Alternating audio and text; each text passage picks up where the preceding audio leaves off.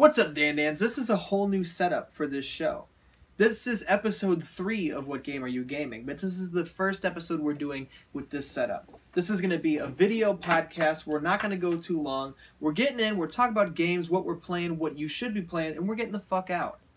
Because we had a layout for this show that was basically just like the 616 Entertainment Podcast, which you can listen to every Wednesday on iTunes, SoundCloud, YouTube, whatever you want. And I don't really like the way we were doing it.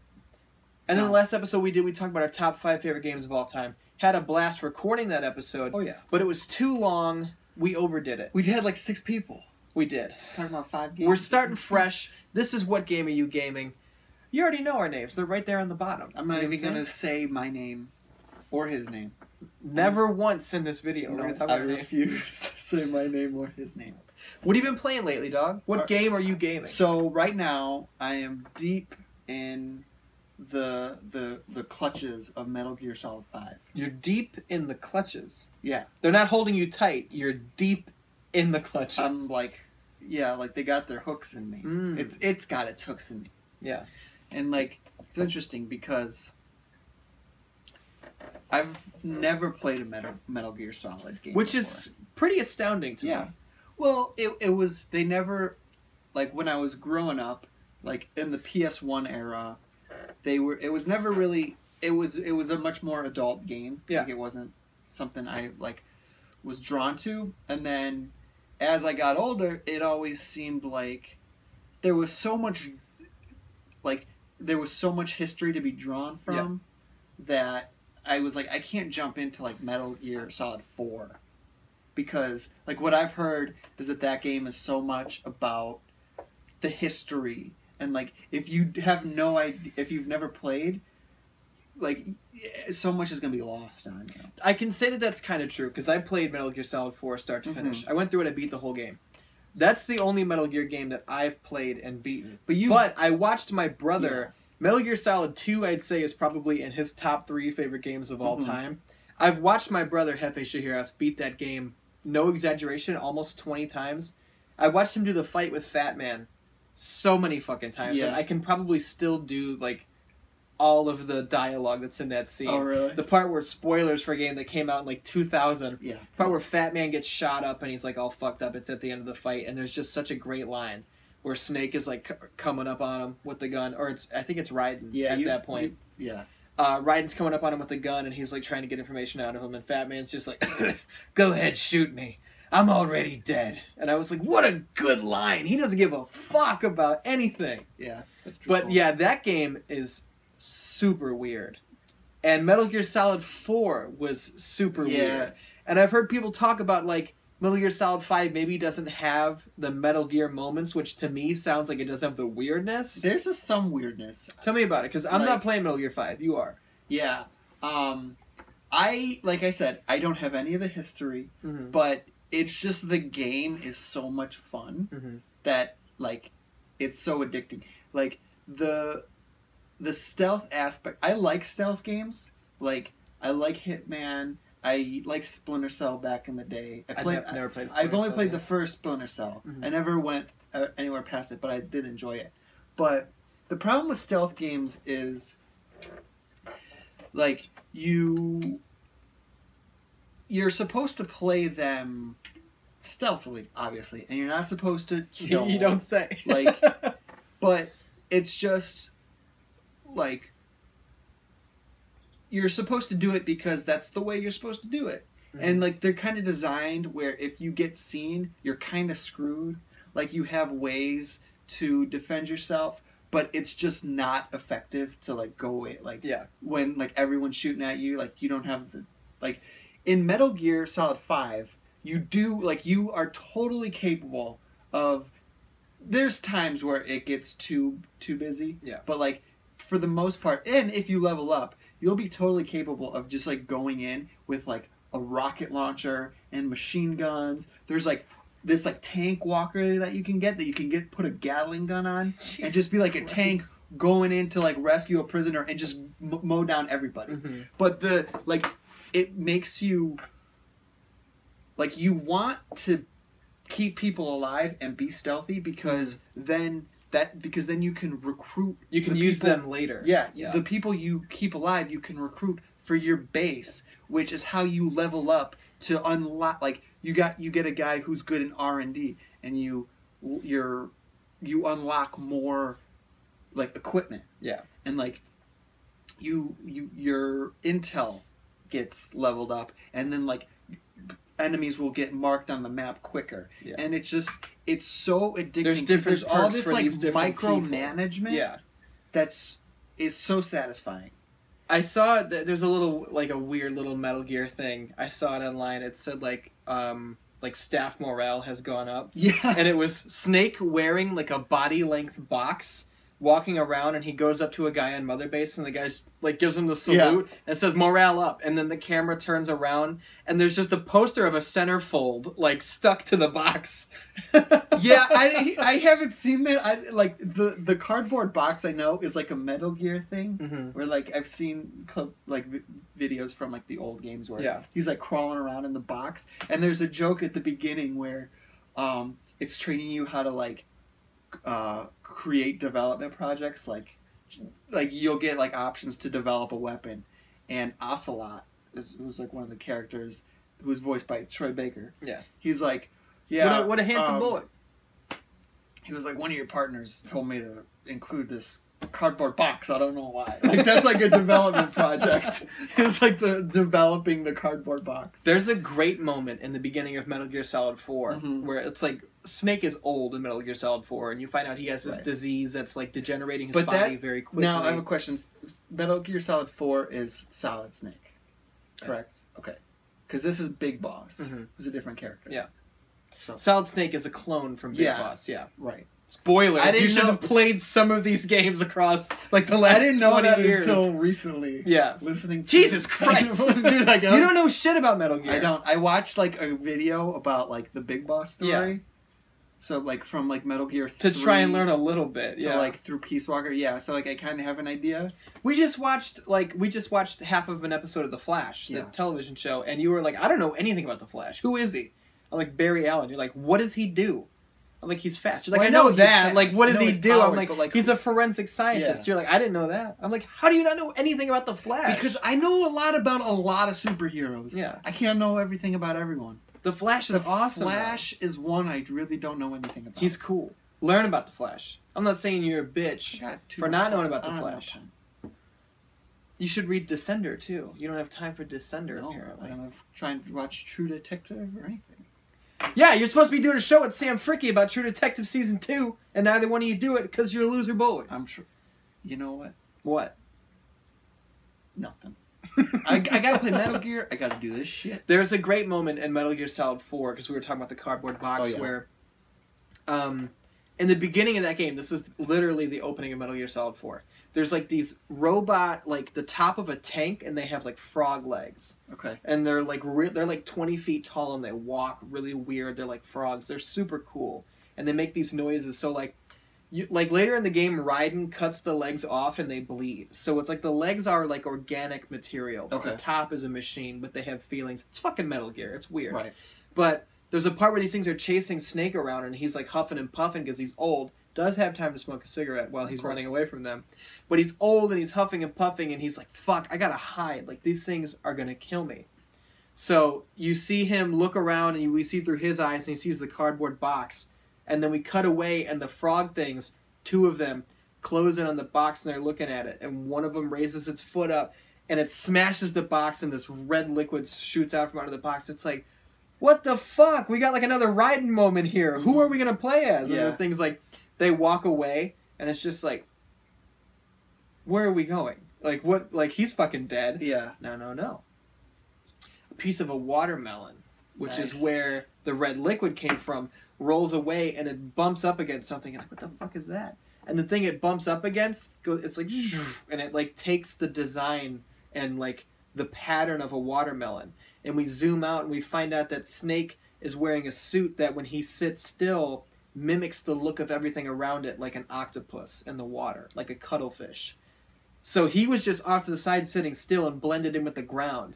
and the watermelon came over, and then he formed into like a watermelon pattern. It's just like, oh, that's some new shit. That's crazy. And because Metal Gear is like a movie for some reason, it like credits on the bottom of the screen came up naming the camouflage technology. That's funny. That's one really cool thing. It's like a movie. Every time, every mission, every story mission episode, you get there's opening credits and closing credits. And it makes it feel so like there's like a really cool. It's cool. I've never seen that before. Metal Gear Solid 4 opens up and it says like directed by Hideo Kojima. Yeah, and the game was so big. Like there was jokes online about like, well, why is it Metal Gear Solid 4 on 360? And people would like mock up photos of the 360 edition. It was like 80 and discs. It was like 90 discs long. But Metal Gear Solid 4, I think, was split into 3 or 4 acts, and in between every act, it would take like 15 to 20 minutes to install the new act. Oh my gosh. And during that time, it would just be Snake standing there, puts a cigarette in his mouth, lights a cigarette, and he would smoke 3 cigarettes in real time.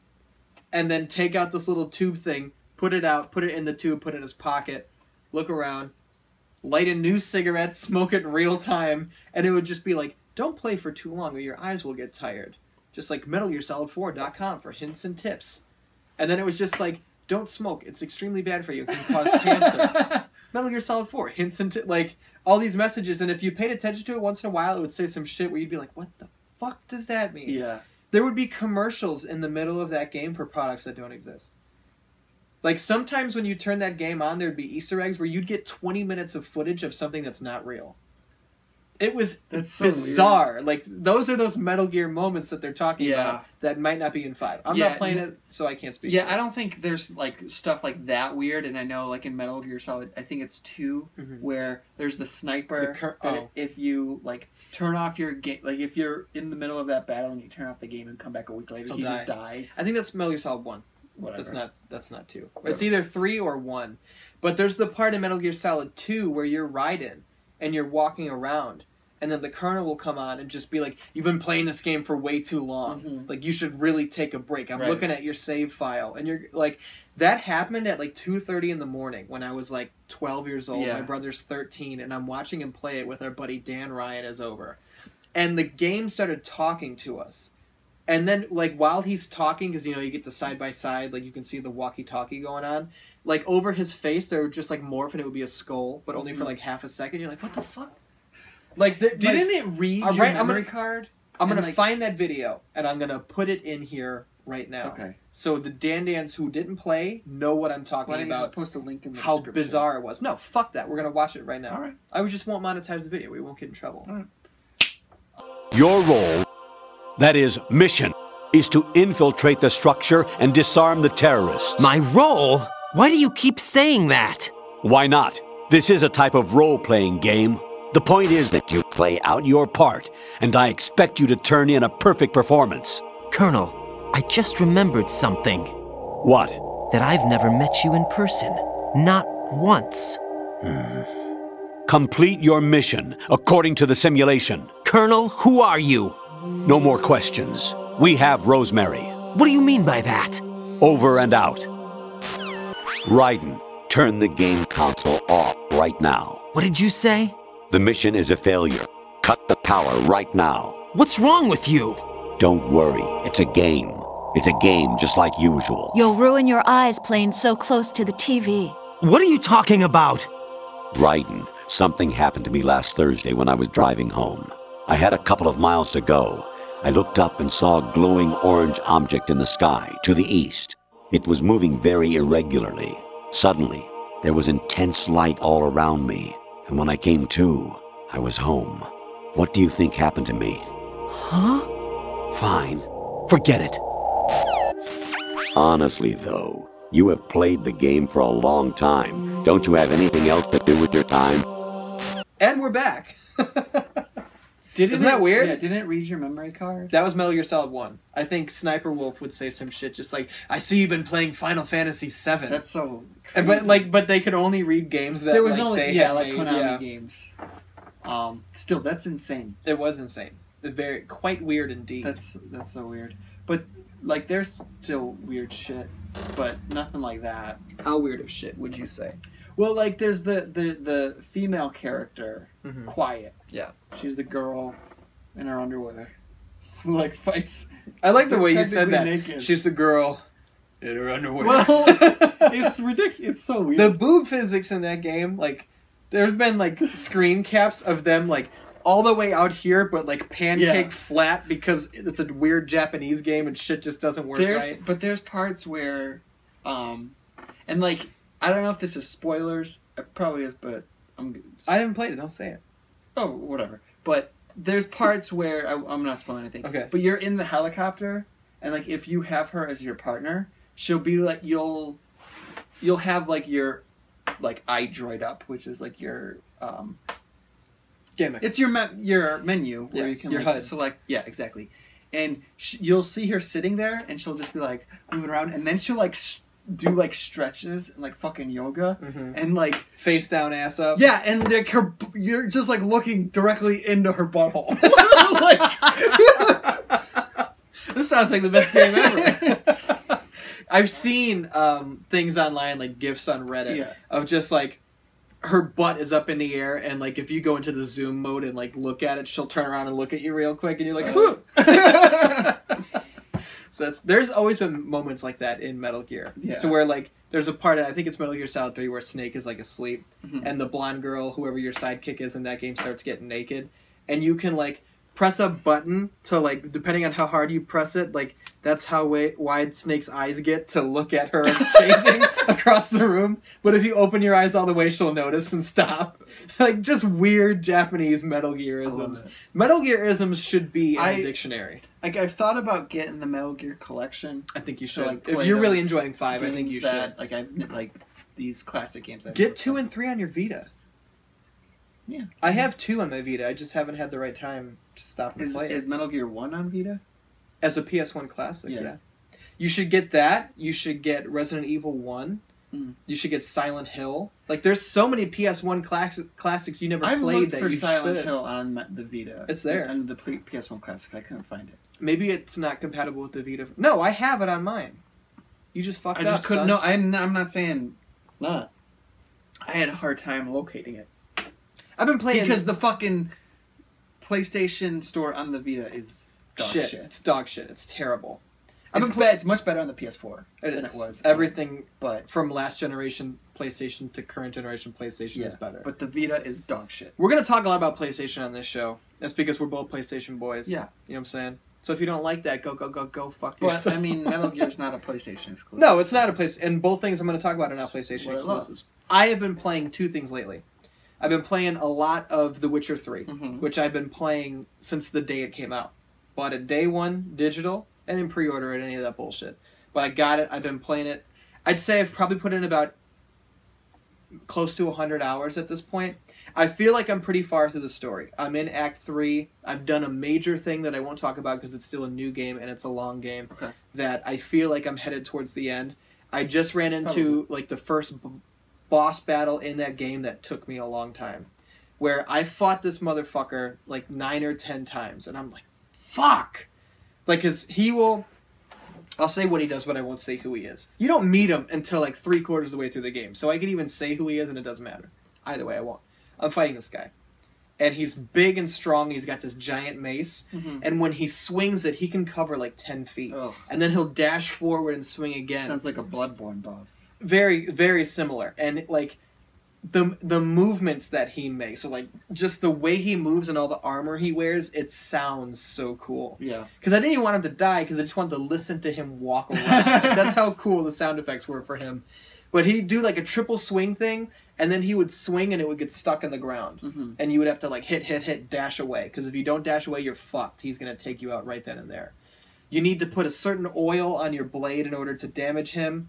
Every time he teleports, he has an ice barrier, so you have to light him on fire before you can hit him. Like, this fight is a motherfucker. That sounds awesome. I fought him like 8 times, and I was awesome, like, the next time I fight him, this will be the last one, because I'm taking him out. He beat the shit out of me. Yeah. And I'm like, fuck! Okay, this is it. This is the last time I'm doing it tonight. I got this close to beating him. I would wait for him to get stuck on the ground, and I would hit him and dash away, because I thought that was the strategy. I died again. So I turned it off for the night. I went to work the next day, Came home, turned it on. I beat him my first fucking try. Nice. You know what my mistake was? What? I was letting his thing get stuck on the ground, hitting him, and dashing away because he attacks immediately. But had I gone hit, hit, hit, hit, I can keep him like in a juggle pattern. So I was hitting him once and getting the fuck out of there, putting myself back in danger, where I should have just been spamming him and then getting out of there. So I fucked up. I should have just experimented more with my game plan. That makes me think of an interesting topic. Just hardest boss battles. Write it down. We don't have time today. Right. This is a pretty short show nowadays, now that we're a video show. Nobody wants to watch us talk about games for 90 minutes. So we'll talk about games for 30 minutes, 45 minutes, and we'll get the fuck out. All right. So write that down, because I like that. All right. Been playing a lot of The Witcher 3.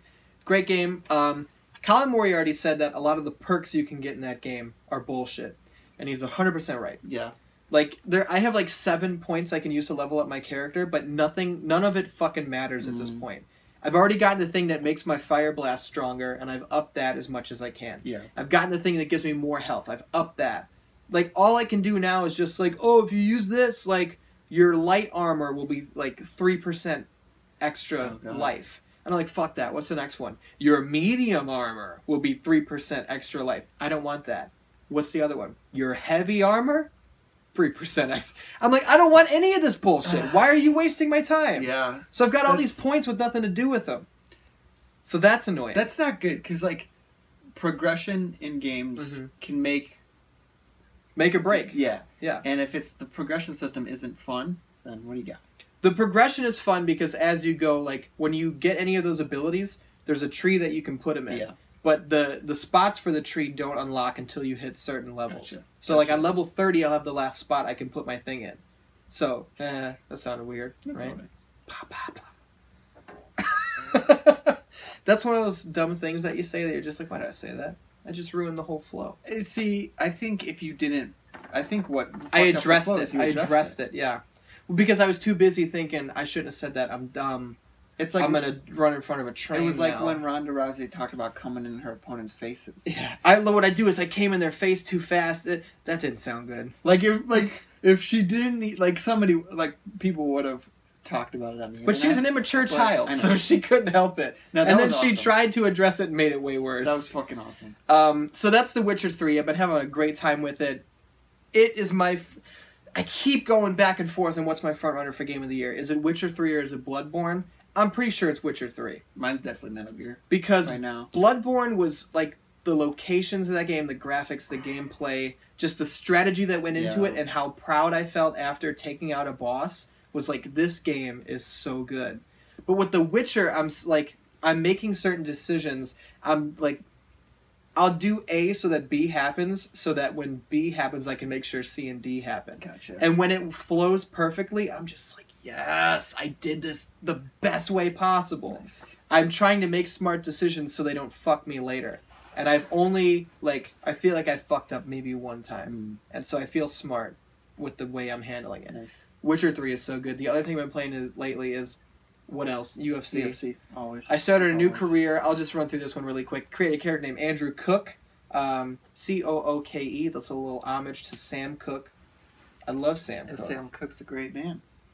I was going to say Soul Brother #1, but that's James Brown. Yeah. But Sam Cooke was Mr. Soul. Right. You know what I'm saying? I hear you. Hit you with a big elbow right off the front. I didn't deserve that. I'm sorry. I'll never do it again. What do we do now? I want to talk about one other thing. Let me finish UFC. Playing UFC, I'm 17-0 with that character. I'm running through all these, not jabronis, but guys that you've never heard of, guys that aren't even real, that are filler for the game, so I can climb through the rankings. I get to the point where I'm 14-0, and they're like, you got a big fight coming up. And I look and I see who my opponent is, and it's Nick Diaz. And I'm like, oh, shit! Mm-hmm. And, there's certain opponents you'll face in that game that have a perk. Okay. Like, Nick Diaz's perk was Great Chin, which means I can rock him, but, I really need to make sure I beat the shit out of him or I'm not going to knock him out. Gotcha. We had a great fight. We go 3 rounds, and I'm like, fuck. I think I did enough to win, but I don't know if the judges are going to give it to me. Judges give me the win. 29-28, all 3 scorecards. Nice. So I face a guy, have a rematch with this guy I decimated earlier in my career. I knock him out even quicker than last time. My next fight, Nick Diaz, a rematch. And I'm like, why do I have to fight Nick Diaz again? I'm 16-0. Give me a title shot. This is bullshit. I go and I check the rankings. They have me at like 16.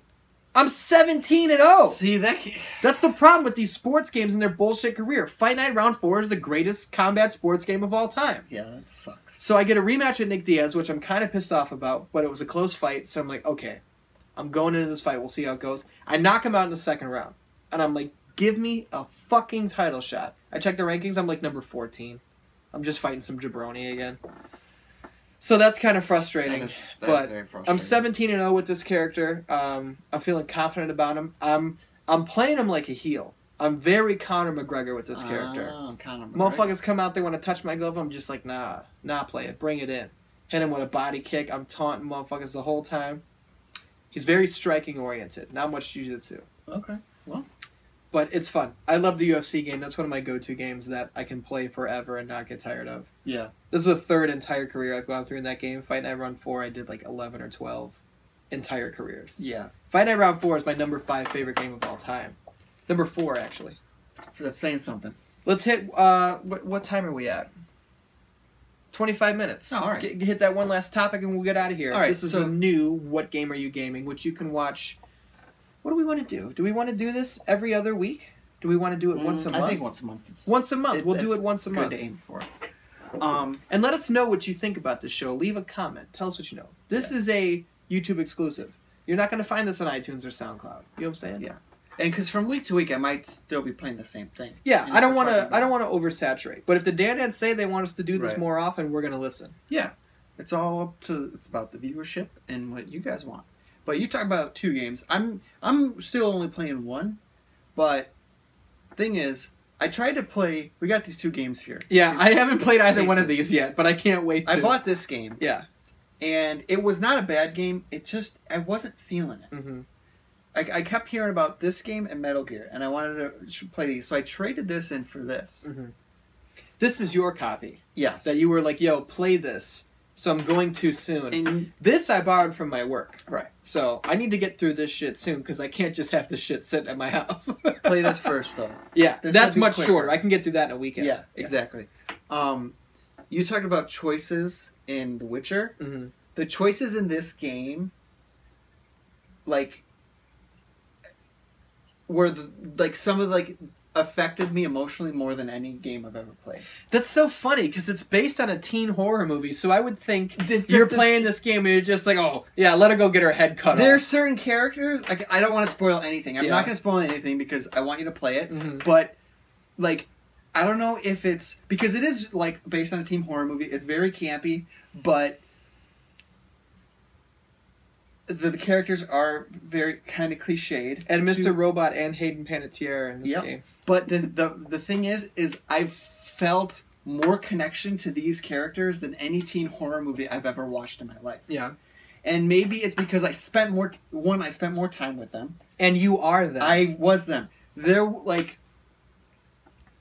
what the other thing I found really interesting was early on in the game, the first 2 or 3 chapters, you're not making life or death decisions. Mm-hmm. You're kind of just making interacting with each other. What color socks do you want to wear? No, it's more about dialogue. Yeah, But the way it was, what I found was so interesting was how I felt about people based on the decisions I made. Mm-hmm. I didn't think about it. Once the decision was in the past, I didn't think about it as I made that decision. Sometimes, for hard decisions, I did. But I was but that was, Mike did that. That was his decision. That's weird because that's your name. Right, so but you could have chosen any other character and that wouldn't have been confusing. Well, but I know, but Mike... Yeah, but people know me as the artist, so whatever. Mike Artist. There is a character named Mike, and I will talk about this because he is the dick, the jerk, the jock, and he was my favorite character. Why? Because did you play him a certain way? I played him a certain way, and then so you're the girl he's interested in gets dragged away, and he's chasing after her, and it you're chasing down the road, and a prompt will come up, and it's the quick, dangerous way or the safe but slower way. And it just instinctually, I'm well, this is a life or death situation. You got to risk it. You got to take the chance, right. dog. You might actually stand a chance. And he did all this stuff, and I was like, you know, he can be a jerk, but when it comes down to it, he's efficient. He's heroic. Like he's willing to put himself in danger to like for the better needs of others. And then as the game went on, like I was just like, well, I already had this like idea of what the character was like, and so when other decisions would come by, I would be like, oh, Mike wouldn't do that. He wouldn't do that. That's really good. The most attached I've ever been to characters in a game, I think... I'm not saying that I'm the most attached to this, but... I'm just piggybacking on what you were saying. Mass Effect 2, which is one of my... a top contender. It's in my top 10 for favorite games of all time. You want to talk about, like... There's this guy named Thane, who's an assassin, and he's got this, like, reptilian look to him. I can't remember what his race is called. But you find out that he has this disease that is eating away at him, so he needs to solve his business because he knows he only has a certain amount of time left. You need to get people's loyalty to be on your team, so you know they'll stand by you at the end for the suicide mission. Which, that's not a spoiler. It's called the suicide mission. If you play your cards right, it's not a suicide mission. Yeah. You just got to get everyone with you. You find out that Thane's... Slight spoiler for a game that came out 10 years ago. Not quite that long, but you get it.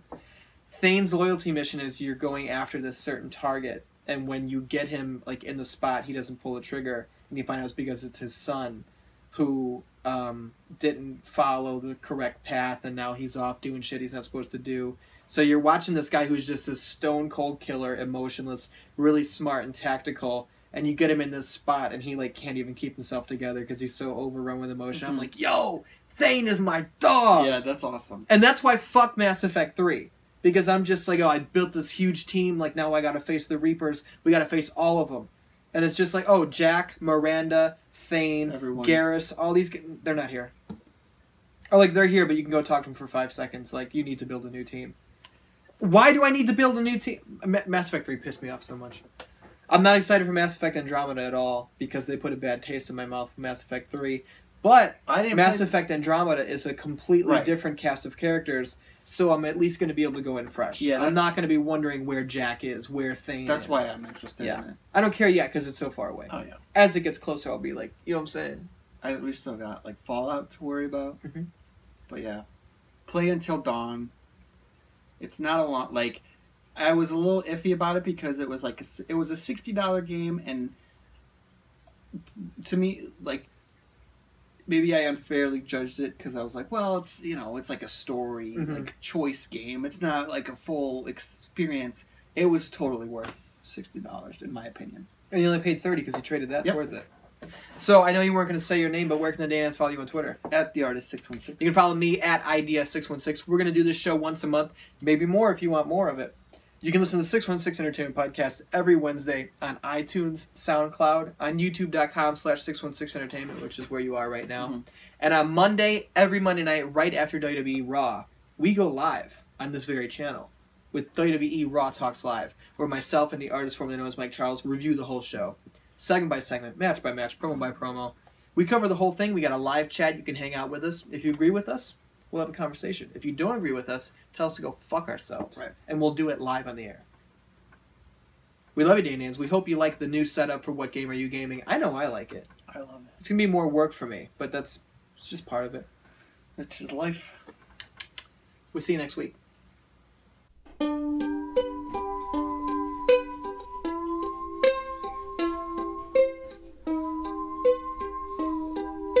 Six, 1, 6.